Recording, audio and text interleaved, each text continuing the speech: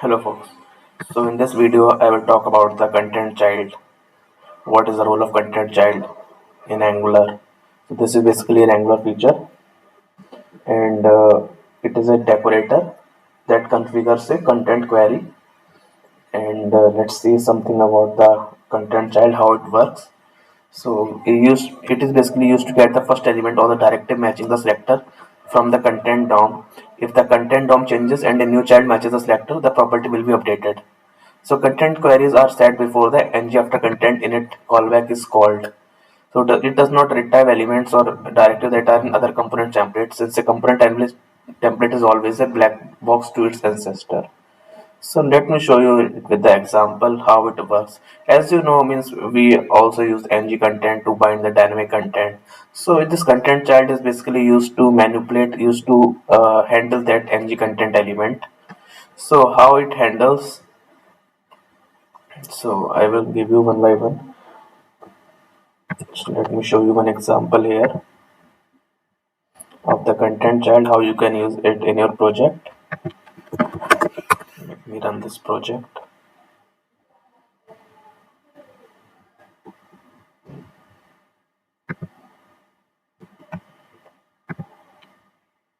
These are the metadata properties.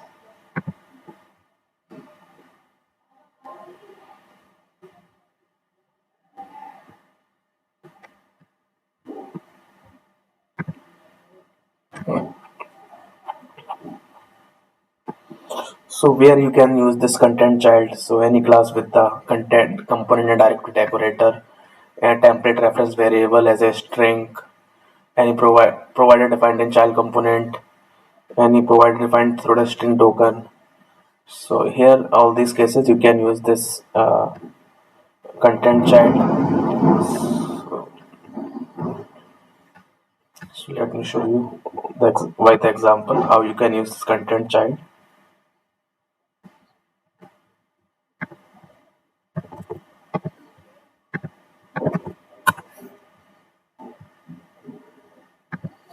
Here some code is not working. Let me check that.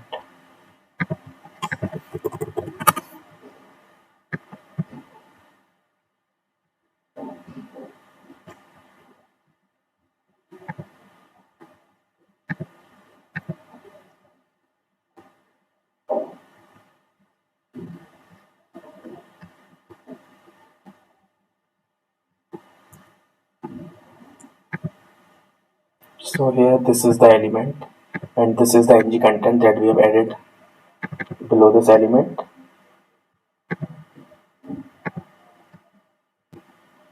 Let me comment some code.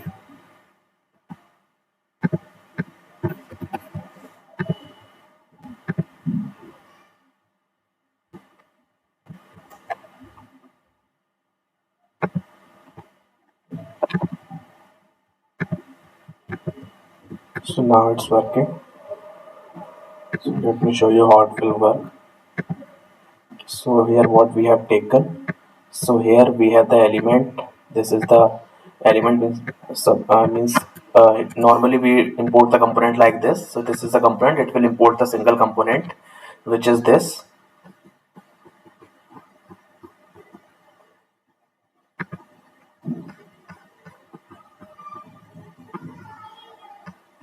This is paint. This is stair.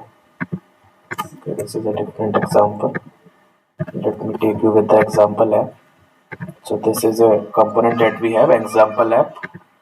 So in this what we have binded the tab element.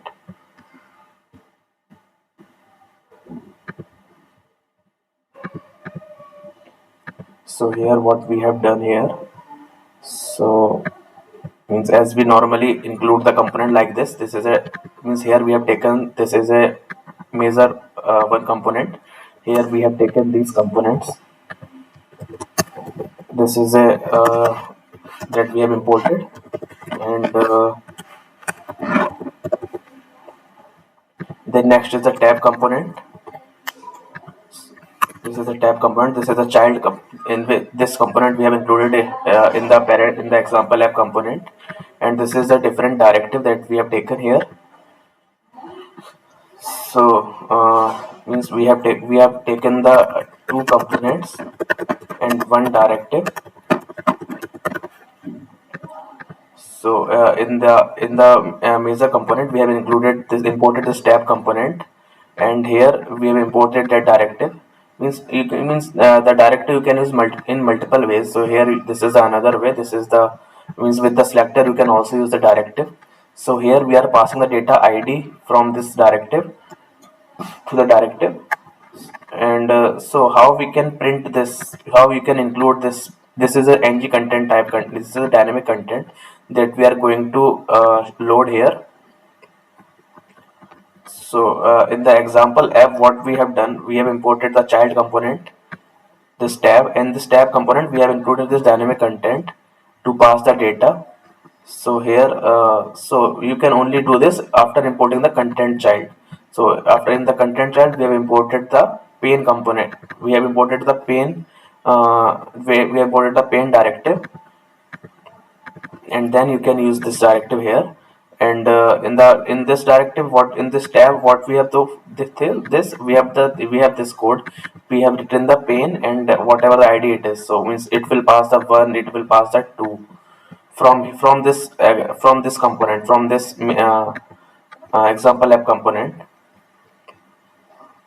And here as you can see, this is a simple directive we have created. So now if you see, we are passing the data. So here as you can see here, it passes the data 1 2. When you click on this toggle, then it will print the content child is set. So why, how it is set? So here we have imported this content child. So if we do not import that, then it will show error and it will not work. So to import the dynamic data here,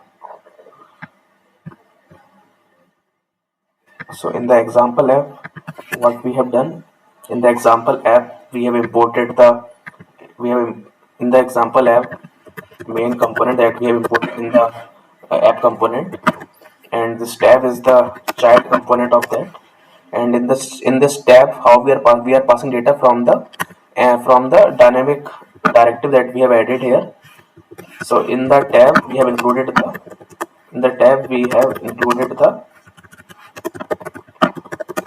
the directive pane. From this directive we are passing the data to the tab. So means suppose this is the id. So means here in on the click of this toggle, we are showing and hiding up the directive, say from here. So means as you can click here, means it will pass the data. So here you need to import the content child now. So as you can see here, by default it is showing 1. When we are click on the toggle, then it will click on the next one and it will print the second element. So content child is a very useful feature, and this is another way to write the directive. Means you can use like that also. So if I comment that and if I import that, means this is the approach by the selector, and this is by the normally with the attributes. So as you can see here, it will, we can use it like that also. Here we have written a simple directive here, and we are doing the same thing here. So as you can see, this thing is also working. So here from, if you see from here, so in this example app we have this child component tab, and in the tab component we have this pane one.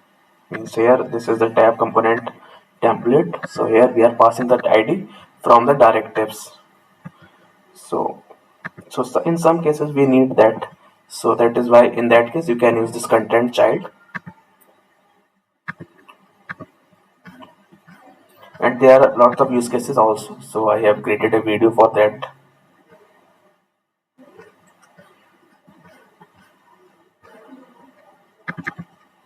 So here you can see how many components I have created, 2 components and 1 directive, and we can simply communicating that we are passing the data simply by using content child.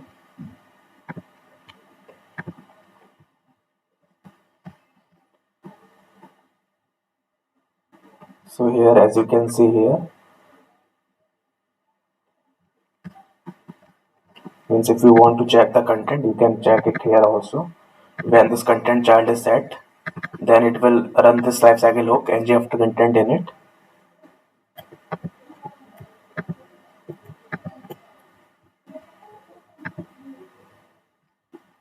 So this is the same example that is mentioned in the official documentation also. So you can simply use it like that.